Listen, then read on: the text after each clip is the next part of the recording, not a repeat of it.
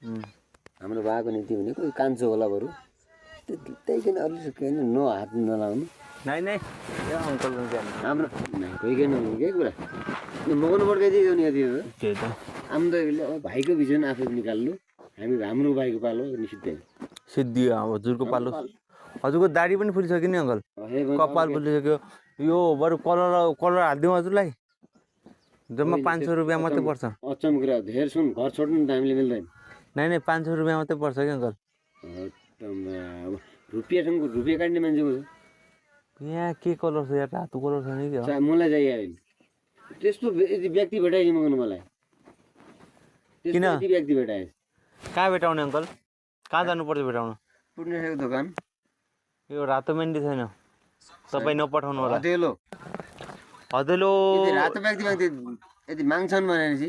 नदिनु कहाँ मिल्छ हदेलो दिदिने हदेलो आफै फलाउ खाऊ भन्ने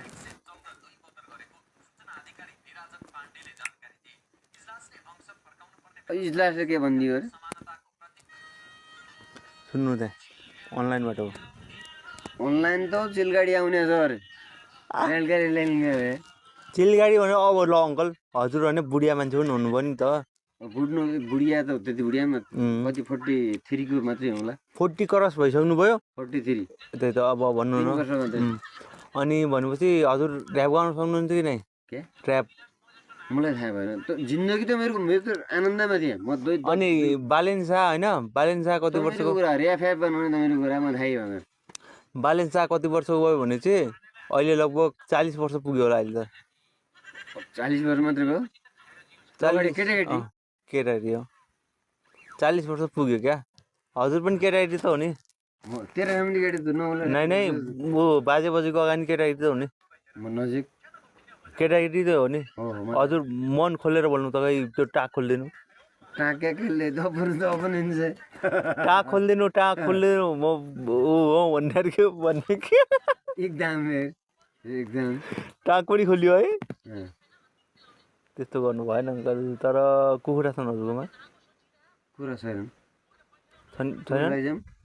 छैन हजुरकोमा भनेपछि 1000 को जोडी ल्याइदिनु न मजाले 1000 को जोडी लिनु रुपियाँ त 3 वर्ष पछाडि बेच्छ जोडी ल्याइदिनु नै मैले ठुला कुखुरा दिन्छु 1000 रुपैयाँ त्यो त 200 को वाला त देखे मैले जोडी फाले ओ ठिक छ कुखुरा भयो भने कि उल्याउनु पर्छ भन्ने मैले त त्यो माथि जुडी उभाएको हुन्छ नि जुडी जुडी भयो भाले जुडी यस्तो उभाएको के डिग्रा उमा छ देख्नु भा